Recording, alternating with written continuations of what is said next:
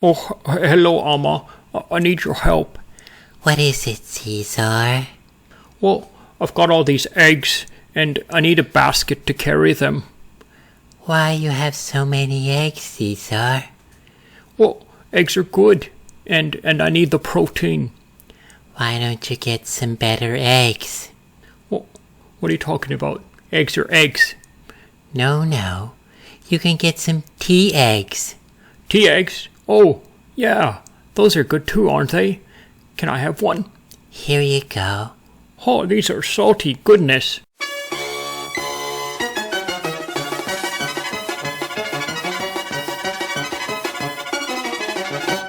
Hello and welcome to Caesar's Snack Sandwich. Today we're on Ethereum taking a look at BasketDao. Now BasketDao is a DeFi index. It's basically an index filled with DeFi tokens, but it has some special features that I would like to highlight. So currently, as you can see here, it says starts in 2 days. They have 2 incentivized pools coming out with some pretty impressive APYs for Ethereum, okay?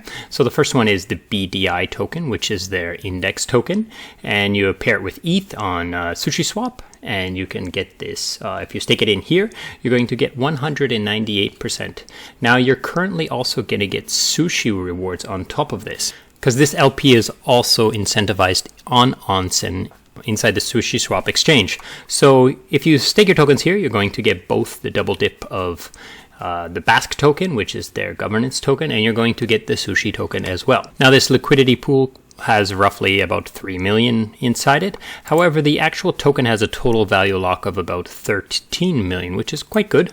So over here we have this other LP that's come out, and it's a BASK and ETH. It has the same idea of being a double dip with sushi and BASK token rewards for a short period of time at almost 3,000 APY, which is great. So these are the 2 new things that are coming out, and they want to incentivize this. Now the reason why they're doing this is they want to, get some more people to come and check this out, because they're going to be launching something new. I will talk about that a little bit as I go through. So let's first take a look at what is the BDI token consist of. So here at bdpi.live, you can see a quick little rundown of the tokens that you can find inside this index fund. Now what makes this index fund special and unique is it's using yield-bearing tokens instead of just regular tokens. So instead of a uni token, it's got YV uni, which is the Yearn vaulted uni token. So what they've done is they've gotten these uni tokens and they've stuck them into Yearn, so it's actually gaining an APY of this on top of any capital gains that the uni token might have. There's a few more, as you can see, C comp, so it's gaining this because this comp token is actually put into Compound. This SNX token is also stuck into Yearn in the YV SNX vault, and it's gaining 13%. So there's some yield put into some of these tokens where they can find it, and the rest of them are just tokens that they voted on putting inside. Now this is already also a yield-bearing token as well. So simply going to SushiSwap and buying the BDI token, you're going to get exposure to all of these possible assets and their ups and downs, and as well as some of them that are yield bearing, which is great in my opinion. So as you can see, the TVL went up quite a bit before and it has gone down. But this takes into account both capital gains loss and people migrating their funds to other places. So you have to bear that in mind. This is kind of stagnant, it's kind of straightforward and across, but that it's not an indication of a bad thing. This is not the movement of a single token, right? So let's take a look at the price. Now the price only shows the 24 hours, so for the rest of the price I'm going to swing over to CoinGecko and take a look at the long-term price. The long-term price is pretty good considering, there's been some dump right now. Bitcoin's gone down, it's brought everything else down with it, and it's kind of sitting down low, but it's not a indication of the performance completely of the index, because it's performance of the tokens as well, right? Now there is some interesting things about this that I want to highlight, and that is the system that they use to select the tokens. They say the proposals are based on discussions from within the community. So basically what it is the team themselves, they put up proposals for adjustments to the index that they feel are necessary. Now I think this is a good idea because there's a lot of people who are part of communities, but they're not capable of actually knowing what is the best token, or what they don't have the time to do the research. So this team here is doing the research for them. They're drafting up the proposal for the community to vote on, but they do have a long-term vision of having the community actually build proposals based on the proposals that these guys have produced. So as they produce more and more and the community engages, other community members will step up to the highlight or to the spotlight and try to take over and add some of their thoughts, or maybe even put some full proposals on the table themselves.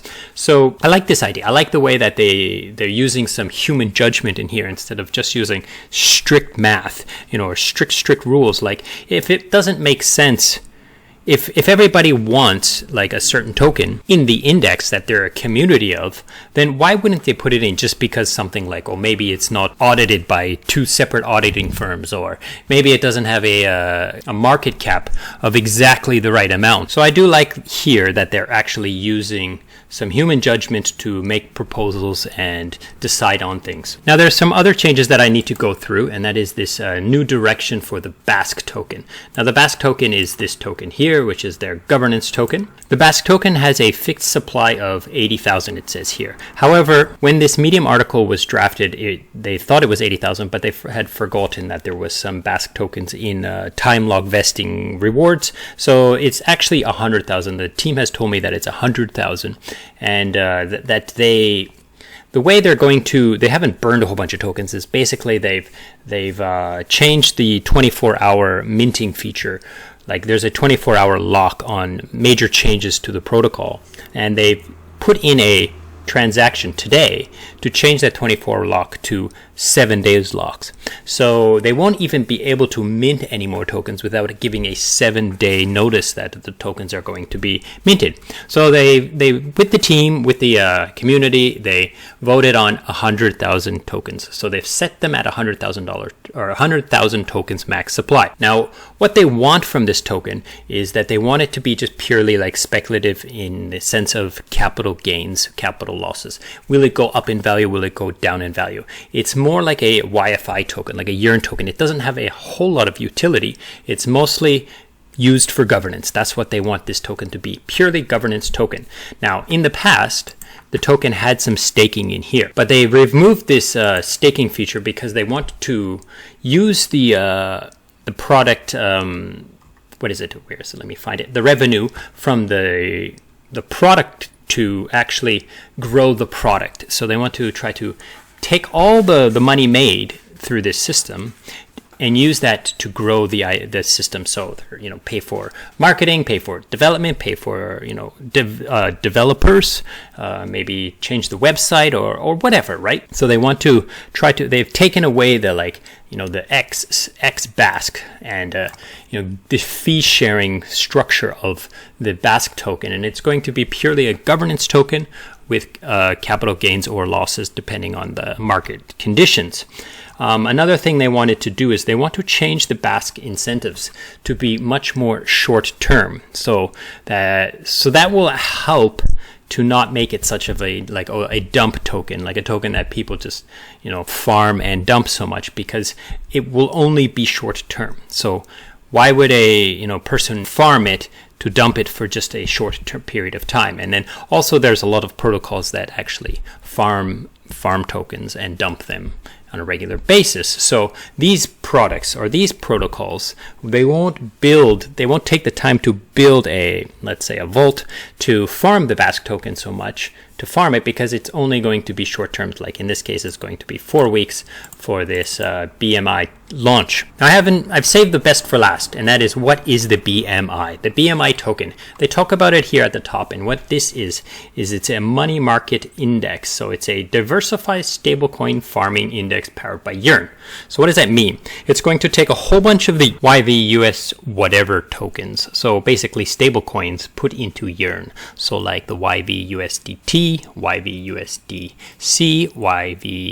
YVSUSD, and so forth. And it's going to put them together into this basket index. Now, some of you may be asking like, oh, but there's already some of those out there. But they don't actually run like this. They run in a different way, where it's more like a balancer pool where you can buy and trade, and then you get hit with impermanent loss more heavily. Whereas this is just basically they buy the tokens. So let's go back to the live here.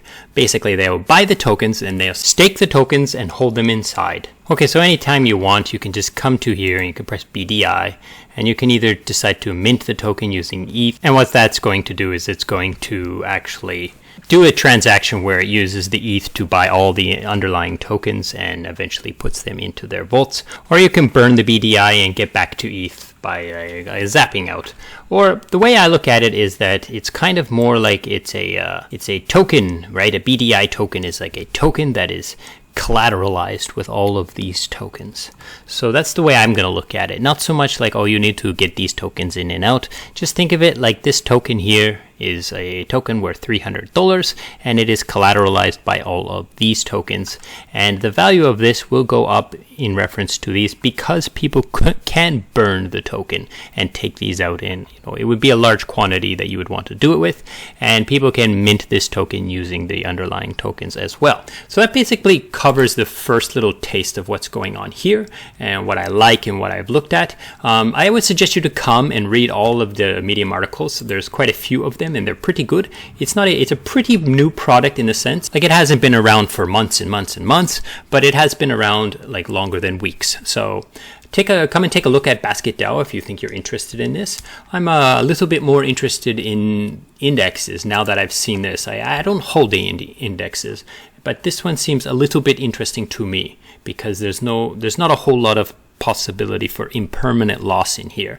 Like, you couldn't get capital gains loss. Like, if this token, the SNX, takes a dump, then this portion of the fund will lose value, but they won't be selling all of these other tokens for that token as it goes to zero, right? So this is interesting for me. So come and take a look at it if you want, and thanks for watching. Goodbye.